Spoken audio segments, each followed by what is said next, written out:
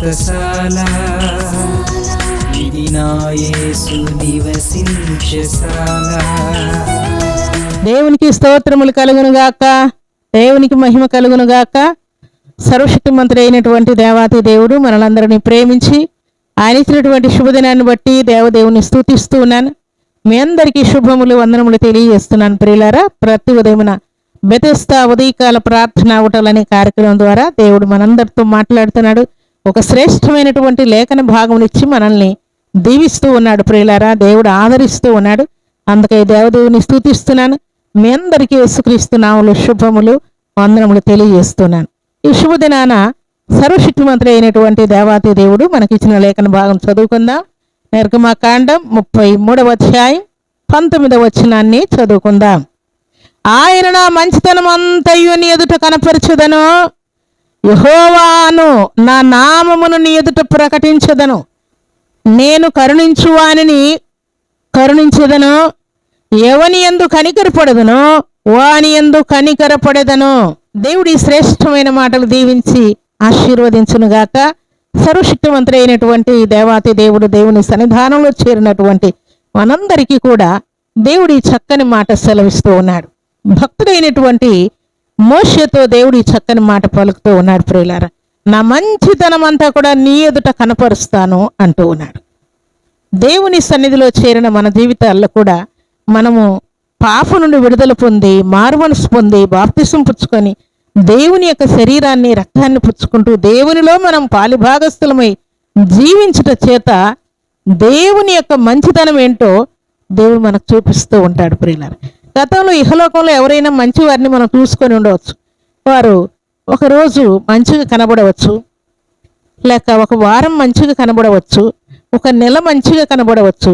ఇక 6 నెలల తర్వాత వారు మరలా రివర్స్ కావచ్చు. ప్రియులారా, కానీ మన ప్రియ రక్షకుడు అలాంటి వాడు కాదు. ప్రియులారా, అందుకే ఆయన అంటూ ఉన్నాడు,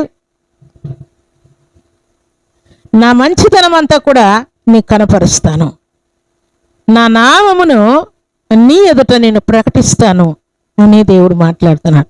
భక్తుడైనటువంటి మోషేకి కాదు ప్రియులారా, మనందరి జీవితాల్లో కూడా దేవుని యొక్క మంచితనాన్ని మనకు చూపించాలని దేవుడు ఆశపడుతున్నాడు.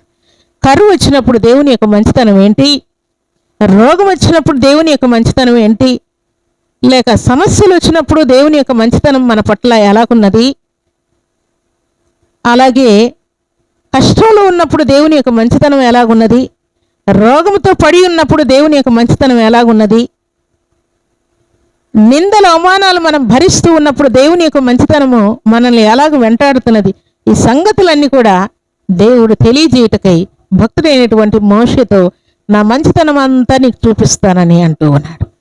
అలాగే భక్తుడైనటువంటి మోషే ద్వారా దేవుడు ఐగుప్తీయుల జీవితాల్లోనూ ఇశ్రాయేలుల జీవితాల్లోనూ ఎన్నో ఘనకార్యాలు చేసి చూపించాడు. ప్రియులారా, ఐగుప్తీయులకు ఆశ్చర్యం కలిగేటట్టుగా ఇశ్రాయేలులు సంతోషించి దేవుణ్ణి మహిమపరచినట్లుగా ఘనకార్యాలు దేవుడు చేసి చూపించాడు. ప్రియులారా, అలాగున దేవుని యొక్క మంచితనం అంతా మోషేకు దేవుడు కనపరిచినట్లు ఇశ్రాయేలులకు కనపరిచినట్లు మన జీవితాల్లో కూడా దేవుని యొక్క మంచితనాన్ని మన పట్ల కనపరచాలని దేవుడు కోరుకుంటూ ఉన్నాడు. అందుకే కీర్తనల గ్రంథం 33వ అధ్యాయం 5వ వచనం చదువుకుంటే ఆయన నీతిని న్యాయమును ప్రేమిస్తున్నాడని వ్రాయబడి ఉన్నది.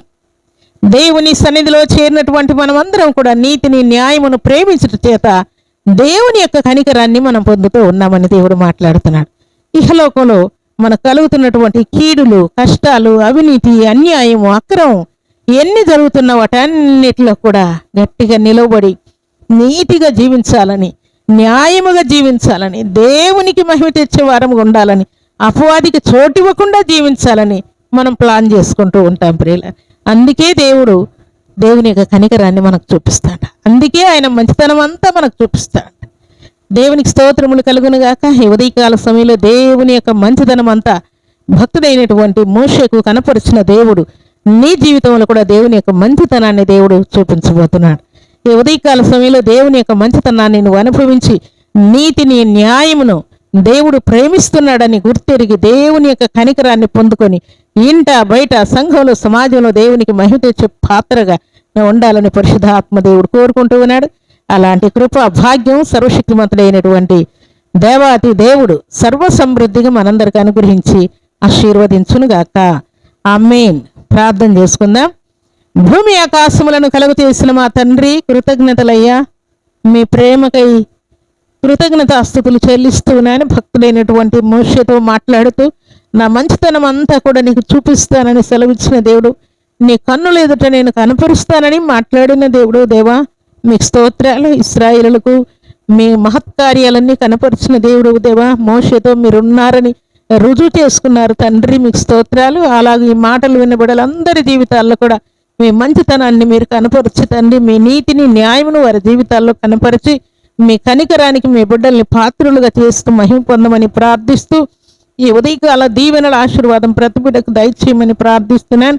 అలాగే తండ్రి శుభదినాన పరిశుద్ధమైన మీ సన్నిధిలో చేరి ఈ మాటలు వింటున్న బిడ్డలందరికీ దీవెన, ఆశీర్వాదం, శుభం, క్షేమం, సర్వ సమృద్ధిగా అనుగ్రహించమని ఈ దినం బర్త్డేలు, మ్యారేజ్ డేలు జరుపుకున్న బిడ్డలకును దీవెన దయచేయమని ప్రార్థిస్తూ తండ్రి మీ బిడ్డలకున్న వ్యాధి బాధలన్నింటినీ గద్దిస్తూ ఉన్నానయ్యా.